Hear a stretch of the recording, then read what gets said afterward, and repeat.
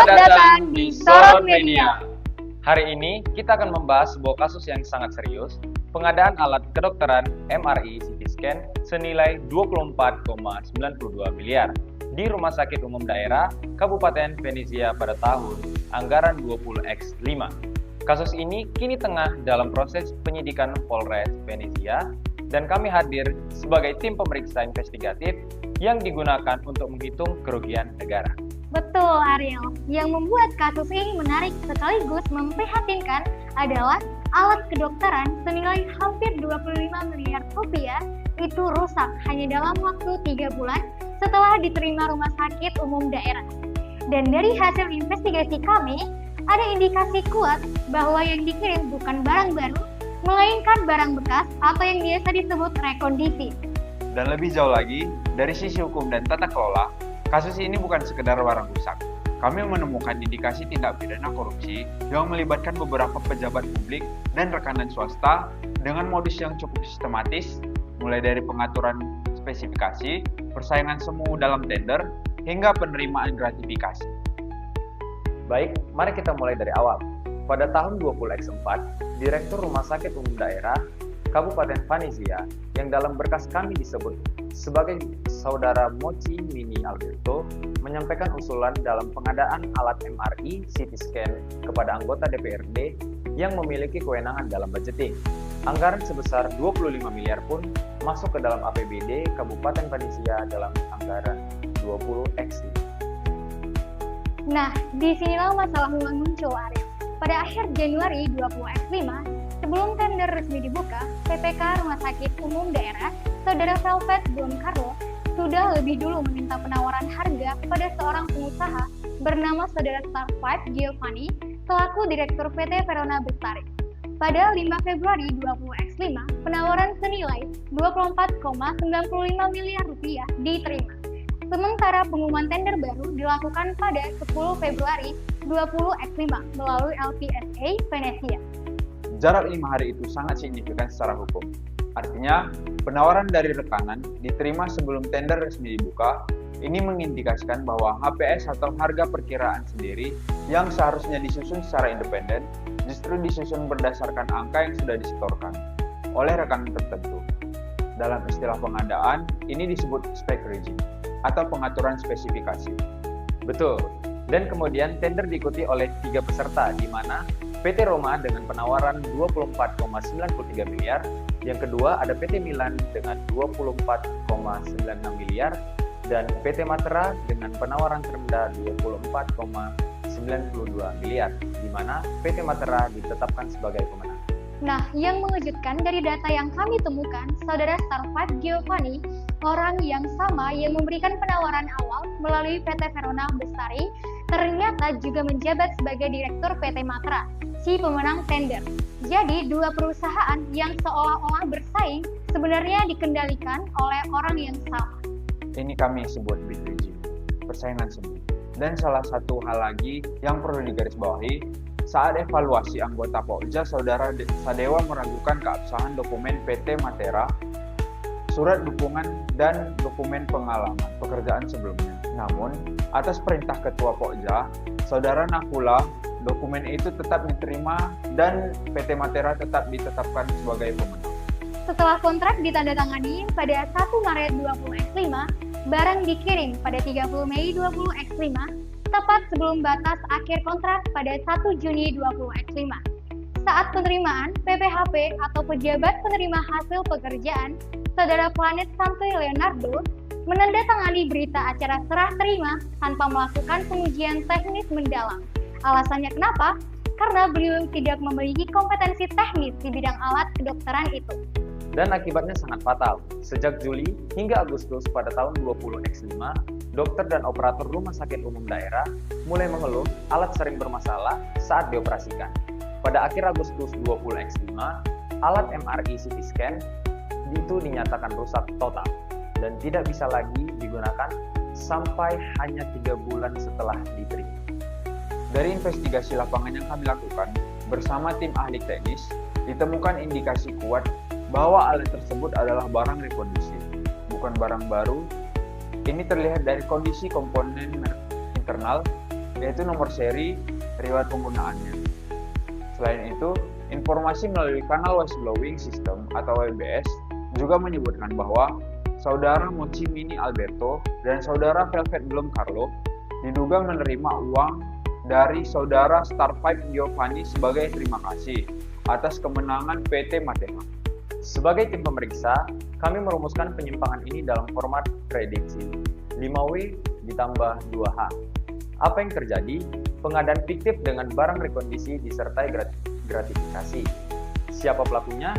Mochi Mini Alberto, Velvet Bloom Carlo, Starpipe Giovanni, Nakula, dan Planet Santo Leonardo.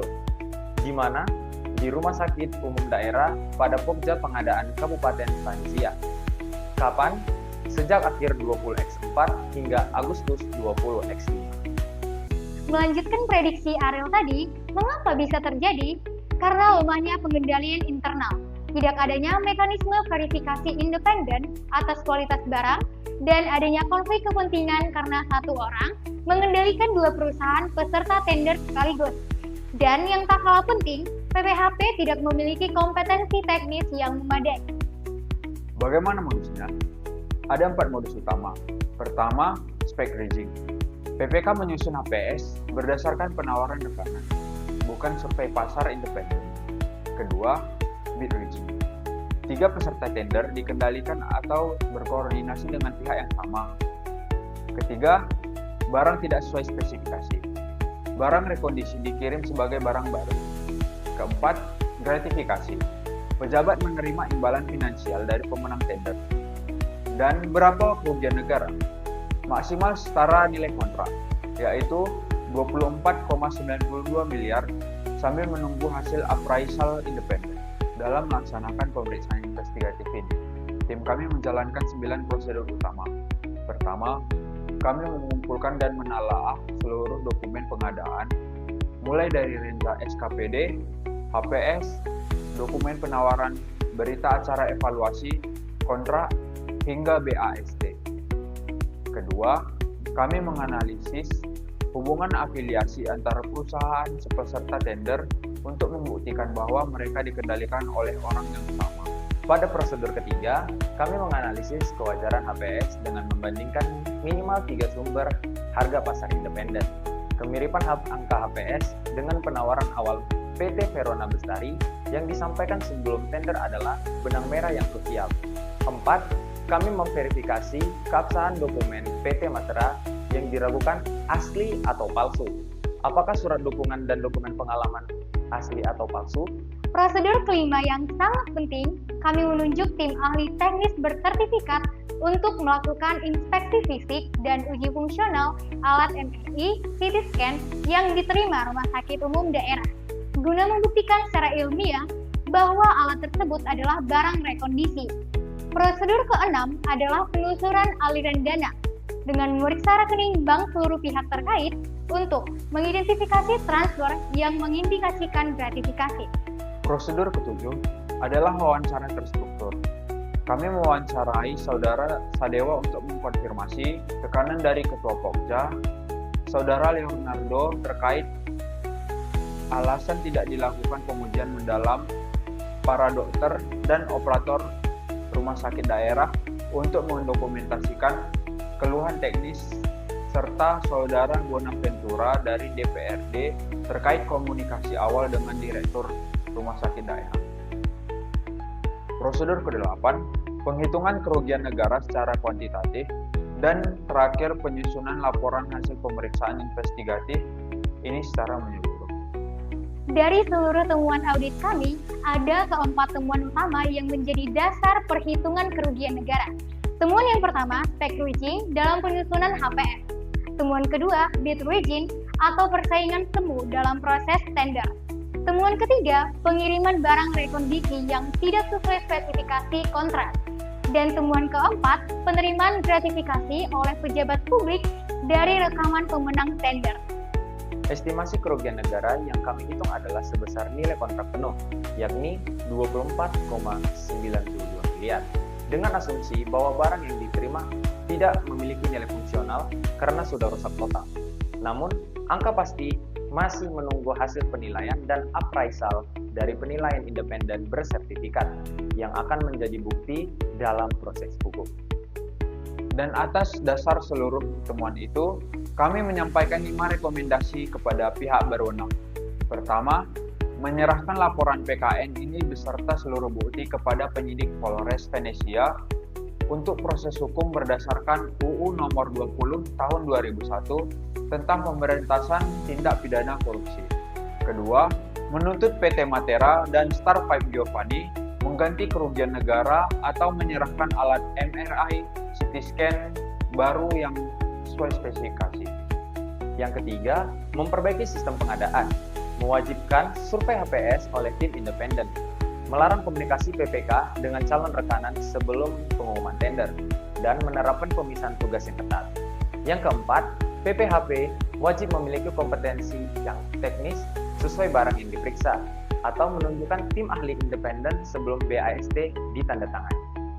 Dari rekomendasi kelima, memasukkan PT Matra, PT Verona Bestari, dan seluruh pihak yang terbukti terlibat ke dalam daftar hitam rekanan pemerintah melalui LKPP agar kejadian serupa tidak terulang di tempat lain.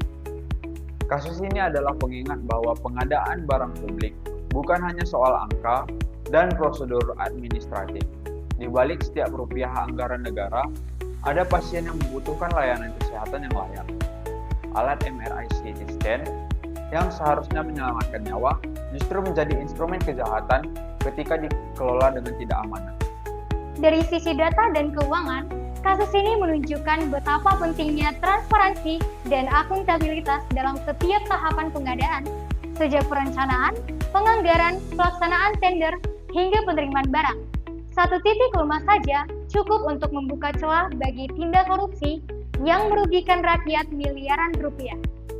Nah, sebagai tim pemeriksa, kami percaya bahwa audit investigatif bukan hanya tentang mencari siapa yang salah, tetapi tentang memastikan keadilan ditegakkan, kerugian negara dipulihkan, dan sistem diperbaiki agar tidak ada lagi kasus yang serupa di masa yang mendatang. Itu adalah tanggung jawab kita bersama. Terima kasih telah menyaksikan tayangan hari ini. Sekian dari kami, saya Juli, rekan saya Dio, dan rekan saya Ariel. Kami pamit undur diri. Salam integritas.